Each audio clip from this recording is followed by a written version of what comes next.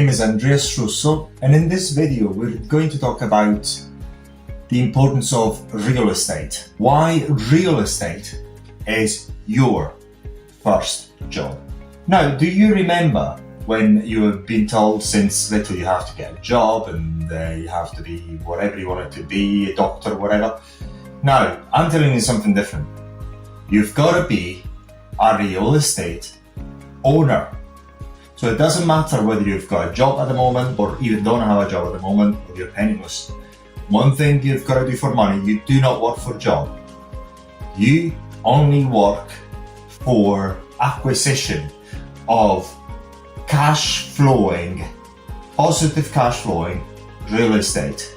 That's what you work for, and that is your number one priority. Nothing else, no job, no business.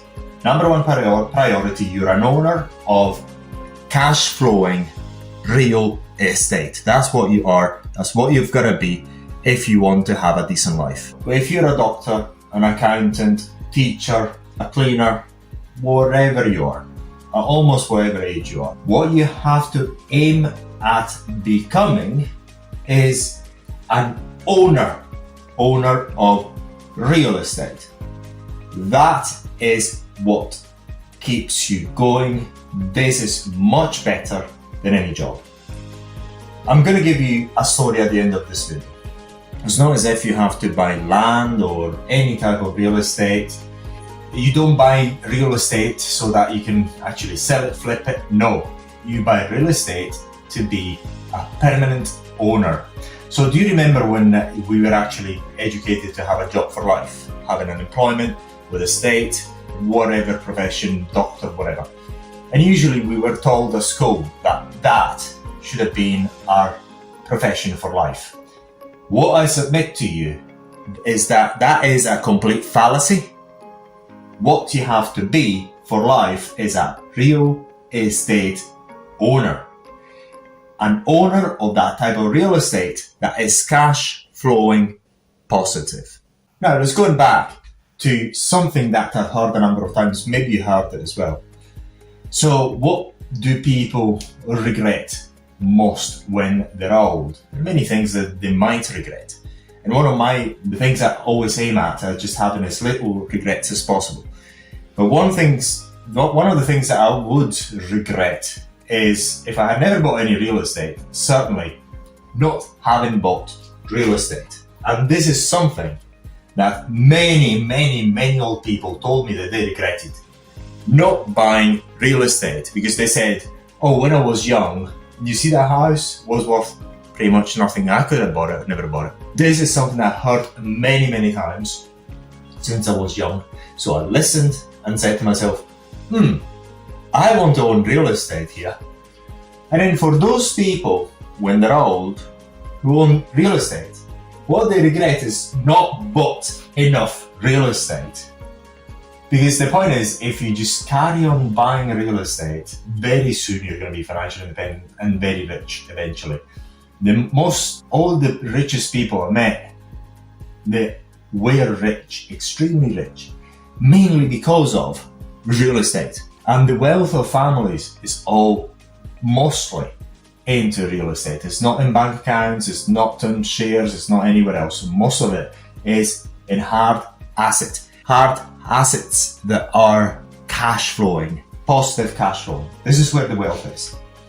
And then for the people who bought real estate, who are real estate owners, one of their main regrets, listen, is having sold their real estate. They told me many times, I wish I never sold that piece of real estate. I wish I bought more. But certainly one of the things is, oh, if I only kept these things that I owned before, oh my God, now I would have been set. I'm Italian, as you might know. He flipped loads of real estate. He's now in his 70s. He's penniless. He doesn't have anything. If only, instead of flipping all the real estate that he flipped, he kept some of it, if not all, some of it. By now, he'd be a multi-millionaire. And today, is completely broke. 1000% still working in his 70s. If you're not sure about real estate, don't wait to buy real estate. Buy real estate and wait. So one of the first things, if you don't even get any education, remember one thing. When you buy anything, any real estate, make sure that after you paid your mortgage, after you paid all the other possible expenses monthly, you have cash left. It doesn't matter even if it's little, as long as you've got something left. That is very important, because that something left will allow you to keep that piece of real estate for as long as you live. So it is the number one priority when you buy any real estate is that cash flowing, and it's cash flowing positive. That's very, very important, because that positive cash flow will not make you rich overnight, and not even make you rich if it's little over your lifetime, because it's too little. But will allow you to keep that real estate. And then if you keep that little real estate and then you add a little bit more, that little real estate that you've got, that little cash flow is going to become bigger over time. And then as you add more to it, it's going to be part of a quite sizable cash flow which you want later on in life. I'll give you a little story. I was 32 years old and I was in Hong Kong, already was financially independent. One deal made me financially independent. I still own that piece of property. 1,000%. I wouldn't sell it. I don't sell anything. Only buy. That's all I do. Only buy. But anyway, I was in Hong Kong and I was opening a bank account with HSBC. Sitting there in Hong Kong, and I just was a gentleman there, a bit old, and I started talking to him. Obviously, I talked to anyone anyway. Oh, and it was very nice. And I said to him, "Well, what are you doing here?" And he said, "Well, we just opened an unlimited company. Again, unlimited, not limited, unlimited. An unlimited company. And yeah, I'm opening a bank account for this unlimited company." Okay, so, all right, okay. Why unlimited? Why do you want to be unlimited? Limited means that you can get sued. I mean, there's no limitation. You can get sued personally. He said, because here in Hong Kong, we've got some tax advantages. Okay, fair enough. And he said to me, "So what are you doing?" He said, "Well, I'm just, developing these products for doctors and beauty therapists." And he said, "Oh, interesting.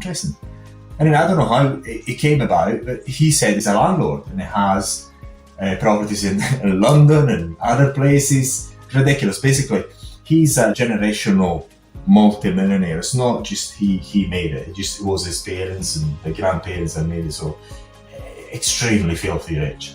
But not because of his efforts, because of the real estate that he was passed on, maybe bought more. Surely they did buy more. At some point he said, "Well, I know one of my tenants is a doctor. Let's go and see him so we can actually talk to him about your whatever you do." It's very, very extremely nice person. I just met him. I just took him to see one of his tenants, a doctor. And I remember we were crossing the road and he said to me on the street, going to one of his tenants was a doctor. One of his tenants was a doctor. Was in Hong Kong. And he was saying to me, "Look, I don't know how he actually told me that and why he did, but I knew it was true many times over." He said, "One of my tenants is a doctor. We're going to meet him, but I do dwarfs completely any doctor in the world. The amount that I make and the way I make it is many times more efficient. There's no doctor in the world that can actually compete with me." So here it was, somebody who had lots of money through real estate, who was telling me, "Well, I make more money than any doctor in the world." So I actually sensed that before he actually told me, but there was a confirmation that was the right profession for me. Anyways, that's that little story. But now let's go back to another very important thing: is get educated. It doesn't cost a lot. There's many books around about real estate, so you can learn really, really easily. There's many techniques, so do get educated. Don't just if you're not sure and you find something that cash flowing positive, just buy it. It's kind of hard to get it wrong, but just try to get educated. The more education you've got, the more money you're going to make in real estate. Then another very important thing is, do not buy the house you live in. I'm saying that, but the point is, there are certain cases where you can actually do it and it's a good idea. If you're buying something that you're aiming at, say for example, so obviously something that's going to cash flow positive once you rent it out and you move in, just do it up, put a coat of paint or just changing a bathroom, whatever else you may want to do with it. it does make sense to buy your own home to be then rented out later, and then as soon as you rent it out, you buy something else and so on. This is a way to own where you live, and that's nothing wrong with it. Or as I do, I live in my real estate, which is all over the place, owning so many, just staying in a room or in a flat, wherever I want to stay. When I say do not own a home, what I mean is do not own something that is high, it costs a lot of money, puts lots of money in your pocket, out of your pocket, and then you have to pay for it.